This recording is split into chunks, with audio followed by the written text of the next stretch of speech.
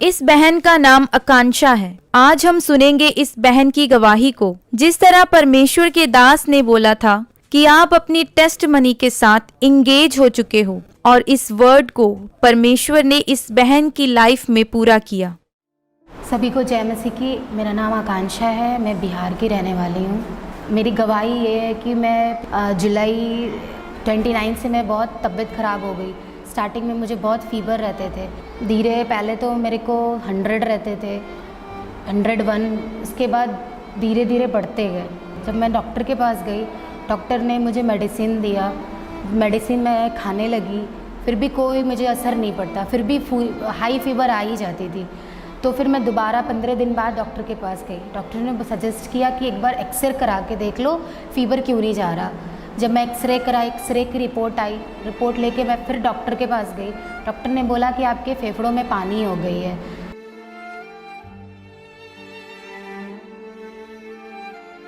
मैं उस समय एकदम परेशान हो गई, शॉक्ड हो गई कि मैं क्या करूं, फेफड़ों में पानी। फिर उन्होंने मुझे सजेस्ट किया कि आप किसी सर्जन के पास जाओ, मुझे रेफ़र कर दिया किसी सर्जन डॉक्टर के पास। तो फिर मैं दूसरे दिन मैं अपने गार्जियन को लेकर फिर मैं अपने दूसरे डॉक्टर जो सर्जन थे, जो स्पेशलिस्ट थे इसके, मैं उनके पास गई। तो उन्होंने मेरे सारे रिपोर्ट्स देखे, तो उन्होंने बोला कि ये तो पानी भर रहा है, इसको तो निकालना पड़ेगा।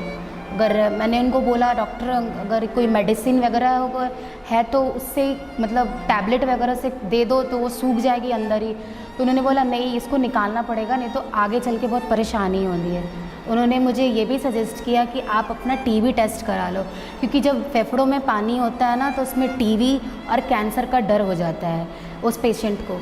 तो मैं इस बातों पर बहुत ज़्यादा डर गई थी। जब उन्होंने मुझे पानी के बारे में डिटेल मुझे बताया कैसे ऑपरेट करेंगे, सर्जन डॉक्टर ने बताया कि इस ऑपरेशन के दौरान पीठ में पाइप कटिंग करके ट्यूब लगा के और इंजेक्शन से पानी निकालती है। तो मैं बहुत ज़्यादा डर गई थी, क्योंकि वो जो उसका जो पेन होता है ना वो बर्दाश्त करने से बहुत ज़्यादा होता है। डॉक्टर ने बताया कि मैंने पूछा डॉक्टर से, डॉक्टर कितने खर्चे लग जाएंगे। डॉक्टर ने बताया 50-60 हज़ार रुपये लग जाएंगे। तो हमारी फ़ाइनेंशियल कंडीशन अच्छी नहीं थी उस वक्त। मुझे फिर भी मैंने बोला ठीक है डॉक्टर, ओके। फिर उन्होंने कुछ टेस्ट लिखा, तो मैंने कुछ ब्लड टेस्ट लिखा, तो नेक्स्ट डे मैं टेस्ट कराई। ये लंग्स में पानी भरने से मैं सो नहीं पाती थी, मुझे सांस लेने में दिक्कत होती थी। लेफ़्ट साइड में बिल्कुल नहीं पाती थी, बच्चे को गोदी नहीं ले पाती थी, ढंग से खा पी भी नहीं पाती थी। और इसमें एक प्रॉब्लम ज़्यादा हो गया था कि मतलब गले में अटकती थी। खाना जो मैं खाती थी रोटी, तो मेरे गले में अटकती थी, उसको अंदर डालने के लिए मुझे पानी का सहारा लेना पड़ता था। और इस दौरान मुझे बहुत ज़्यादा तकलीफ़ हुई। इस वजह से मेरी फैमिली पूरी डिप्रेस हो चुकी थी, क्योंकि घर की बड़ी मैं ही हूँ। और मेरी मम्मी तो बहुत ज़्यादा परेशान रहती थी, वो सोती ही नहीं थी मेरे चलते। और मेरे बच्चे भी छोटे थे, उसको भी परेशानी होती थी। डॉक्टर ने बोला कि आपको टीवी का जब तक आपकी रिपोर्ट नहीं आती, बच्चे को आप अपने पास नहीं रख सकते, आप बच्चे को फीड नहीं कर सकते। बच्चे मेरे पास आने के लिए बहुत मेरी बेटी मेरे पास आने के लिए बहुत तड़पती थी। मुझे भी बहुत रोना आता था उसको देख के कि मैं कब उसको अपने गले लगाऊं। इस बीमारी के दौरान मुझे खाने की इच्छा नहीं कर दी। डॉक्टर ने बोला कि आप फल खाओ। जब मैं फल खानी शुरू कर दी, फल खाने से मुझे एलर्जी होने लगी, एलर्जी से मुझे खांसी होने लगी। खांसी के दौरान मुझे ऐसा होता है कि मेरी सांस फूलने लग दी। मैं अगर सीढ़ी पे चढ़ती भी उतरती तो मुझे घंटों लग जाते सीढ़ी चढ़ने में और उतरने में, कि मुझे बहुत ज़्यादा सांस फूलने लगती है। मैं घर का काम नहीं कर पाती। मेरी माँ मुझे बेड पे खाना ला के देती, मेरे को हाथ धुलाती, सारा कुछ मेरी माँ करती, मेरे कपड़े मेरी माँ धोती। मुझे बहुत ख़राब लगता था कि मेरी मम्मी इतनी बुज़ुर्ग हो के मेरा सारा काम करती है, मेरी बेटी को संभाल रही है। मैं बहुत रोती थी, दिन भर मैं रोती रहती थी। जब मैं भी टॉयलेट वॉशरूम में जाती थी तो मेरे को इतनी ज़्यादा वीकनेस हो रखी थी कि मेरी माँ मुझे पकड़ के लेके जाती थी, और पकड़ के लेके जाती थी, मेरे को लेके आती थी।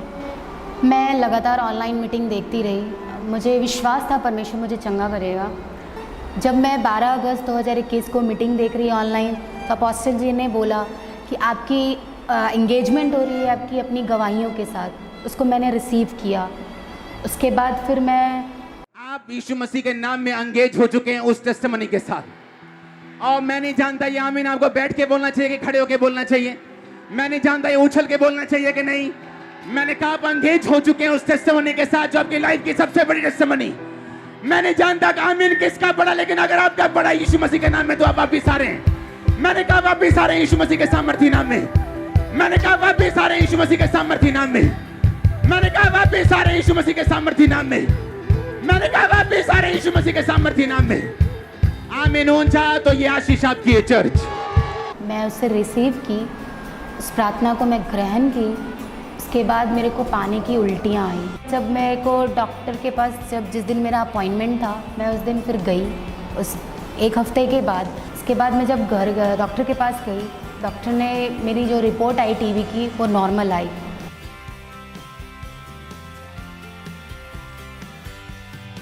मैं खुश हो गई कि परमेश्वर तेरा धन्यवाद हो।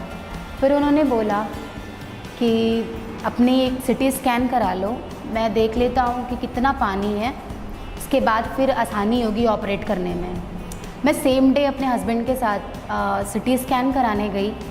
सिटी स्कैन कराई। जब मैं अंदर मशीन में गई, मशीन के अंदर जब मेरे को डाल रहे थे, उस समय भी मैं प्रेयर में थी।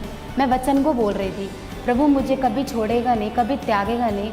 और परमेश्वर मेरा पानी को, मुझे अपने पवित्र आत्मा का आग उतार कि मेरे पानी सूख जाए, मुझे चंगाई दे। मैं ये बोलती रही और मेरे सिटी स्कैन हो गए। उन्होंने बोला कि 2 घंटे बाद आनी है रिपोर्ट के लिए। मैं 2 घंटे वेट की। जब मैं 2 घंटे बाद गई, फिर मैं डॉक्टर के पास सेम टाइम में गई। डॉक्टर ने देखा उस रिपोर्ट को, डॉक्टर ने भी पढ़ा। डॉक्टर ने बोला ये तो मिरेकल हो गया आपके साथ। मैंने बोला हाँ, मेरा परमेश्वर ने मुझे चंगा किया है। उन्होंने बोला कि ये ऐसे हो नहीं सकता, क्योंकि ये ऐसा बीमारी है जिसको निकालना ज़रूरी है, क्योंकि अगर एक बार अगर पानी नहीं निकालेंगे ना तो वो पेशेंट आगे चल के मर भी सकता है। लेकिन मुझे परमेश्वर ने मुझे चंगा किया। मैंने उन्हें अपने टेस्टिमनी को भी दी। उसके बाद अब मेरे को कोई लंग्स में पानी नहीं है, कोई फीवर नहीं है, कोई मेरे को सांस लेने में दिक्कत नहीं है। मैं अब आराम से खा सकती हूँ, पी सकती हूँ। मैं अपने बच्चे को भी ले सकती हूँ, उसके साथ खेल सकती हूँ। परमेश्वर का मैं लाखों लाख धन्यवाद करती हूँ।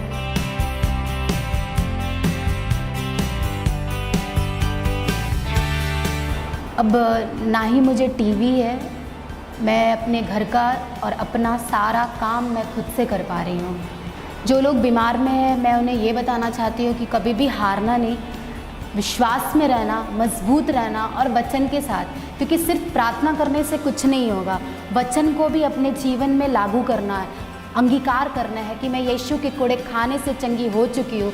सिर्फ बोलना नहीं है, उसे 110% विश्वास करना है और फिर परमेश्वर अपने कामों को अपने लोगों पर जाहिर करता है।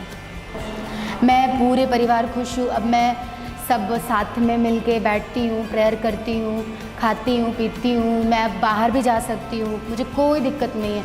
मैं हर जगह उठती बैठती हुई हूँ, मुझे कोई परेशानी नहीं है। सबसे बड़ी बात यह है कि मैं अपनी बेटी के साथ में खेल सकती हूँ, उसे अपने गोद में ले सकती हूँ, वो मेरे साथ रह सकती है। इस बड़ी चंगाई के लिए मैं परमेश्वर का और उनके दास का बहुत बहुत धन्यवाद करती हूँ। सभी को जय मसीह की। हमारे YouTube चैनल को सब्सक्राइब करें ताकि आप परमेश्वर के गहरे भेदों को जान सकें कि कैसे आप परमेश्वर में बढ़ सकते हैं, कैसे आप दुष्ट आत्माओं से, नशों से, बीमारियों से और वंशों के श्रापों से आज़ाद हो सकते हैं।